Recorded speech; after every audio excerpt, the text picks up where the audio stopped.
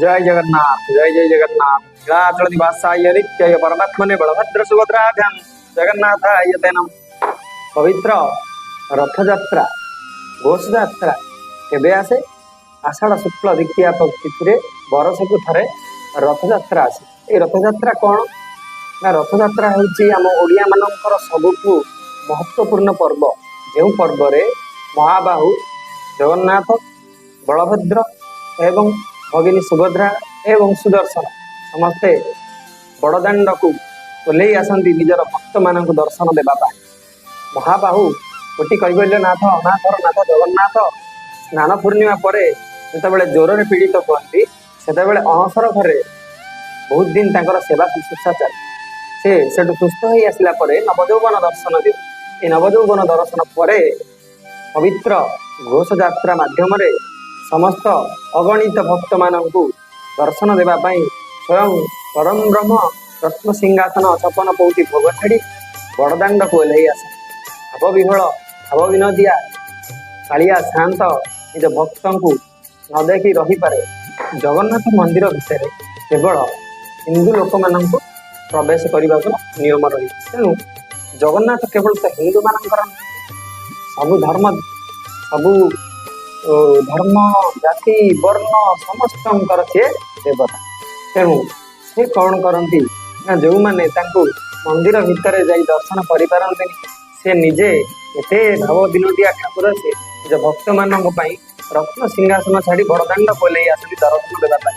आउ से दिन तीनोटी रथ नंदीघोष दर्पदन एवं तालध्वज यही बड़दाण्डरू से गुंडीचा मंदिर अभिमुखे यात्रा आरंभ करती। यात्रा दिन समस्त चतुर्धा मूर्ति नीति नियम अनुजाई रथारूढ़ हुई। केमिति पहंडी मध्यम मुंडरे टाहिया लुटाए समस्त सेवायत दैतापति पूजा पंडा समस्त घंटुआ सेवायत आनंद उल्लास पहंडी मध्यम रथारूढ़ कराती। महाराज गजपति आसी छेरा पहरा करती एवं नीति नियम सरला शेष आरंभ हुए रथ। कोटि कोटि भक्त बड़दाण्ड समागम होती से भक्त माने आनंद उल्लास महाबाहू को टाणी टाणी नहीं श्री गुंडीचा मंदिर पाखे रख।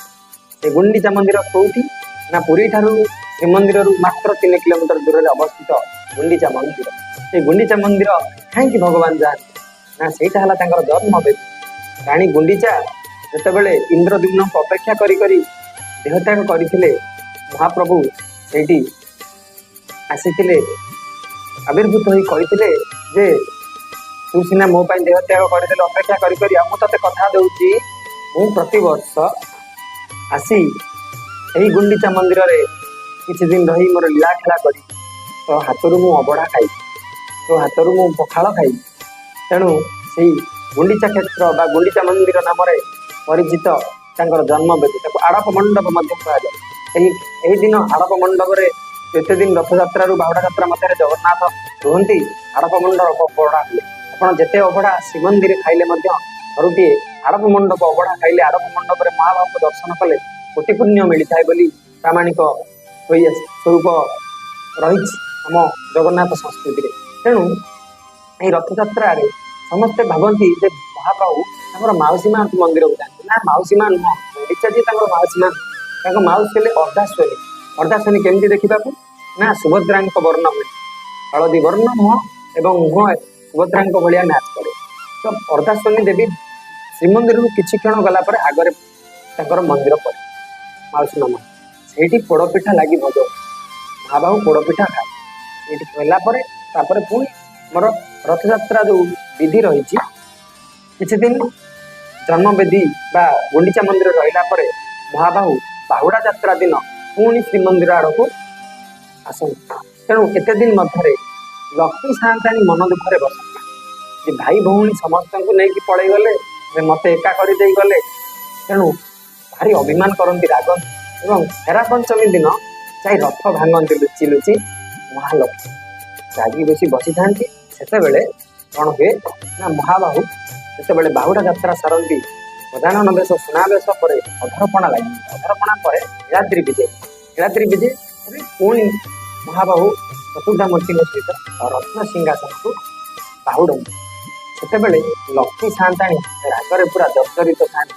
ତେଣୁ ମହାବାହୁ କଣ କରନ୍ତି ନା ରସଗୋଲା ଟିକେ ଆଣି ମା ସାଆନ୍ତାଣୀକୁ ଖୁଆଇ ଦେଇ ପୁଣି ଥରେ କ୍ଷମା ପ୍ରାର୍ଥନା କରନ୍ତି ଏବଂ ପୁଣି ରତ୍ନ ସିଂହାସନ ଉପରେ ବିରାଜିତ ହୋଇଥାଏ।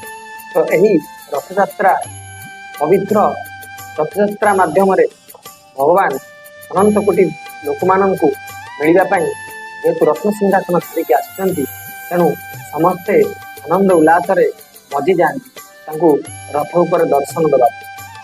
ମହାବାହୁ ଯେ କୋଟି କୋଟି ଓଡ଼ିଆଙ୍କ ମୌଡ଼ମଣି ଦେବତା, ସେଥିଲାଗି ମହାବାହୁ ତାଙ୍କର କ'ଣ କହିବି ଆଉ, କହିବାକୁ ଗଲେ ତାଙ୍କ ପାଇଁ କିଛି ଅର୍ଥ ନାହିଁ, ତାଙ୍କ ପାଇଁ କିଛି ଶବ୍ଦ ନାହିଁ।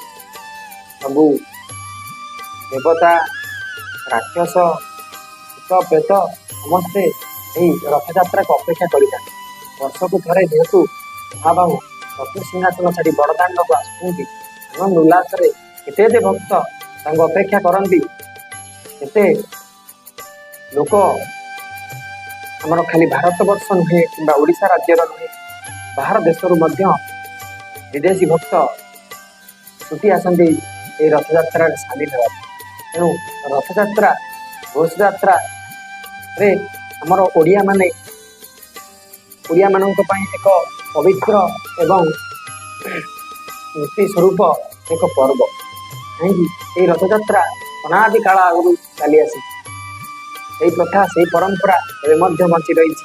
କାହିଁକି ନା ଆମେ ଜାଣିଛୁ ଯେତେ ସଂସ୍କୃତି ଅଛି, ଯେତେ ବାହାର ଦୁନିଆ ହଉ କିମ୍ବା ଆମ ଓଡ଼ିଶା ହଉ କିମ୍ବା ଆମ ଭାରତ ହଉ, ଯେତେ ସଂସ୍କୃତି, ଯେତେ ପରମ୍ପରା, ଯେତେ ନୀତି ନିୟମ ଅଛି, ସବୁରି ମୂଳରେ ଏକ ଜଗନ୍ନାଥ ସଂସ୍କୃତି, ଜଗନ୍ନାଥ ନିୟମ, ଜଗନ୍ନାଥ କୋଟି କୈବଲ୍ୟନାଥ।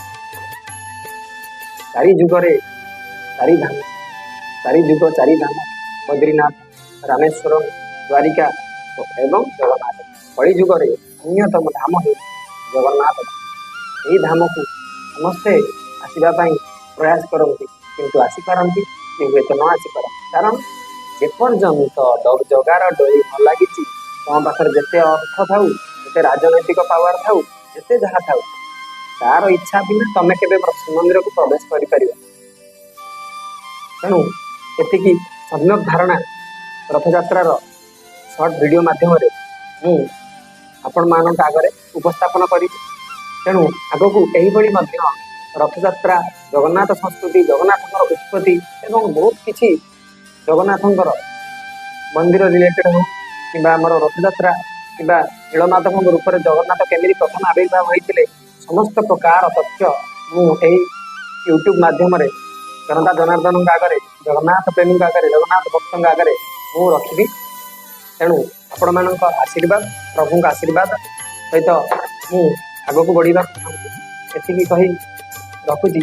ଜୟ ଜଗନ୍ନାଥ, ଜୟ ଜୟ ଜଗନ୍ନାଥ। ନୀଳାଚଳ ନିବାସାୟ ନିତ୍ୟାୟ ପରମାତ୍ମନେ ଭବତୁ ସୁଭଦ୍ରାୟ ଜଗନ୍ନାଥ ସ୍ୱାମୀ ହରି।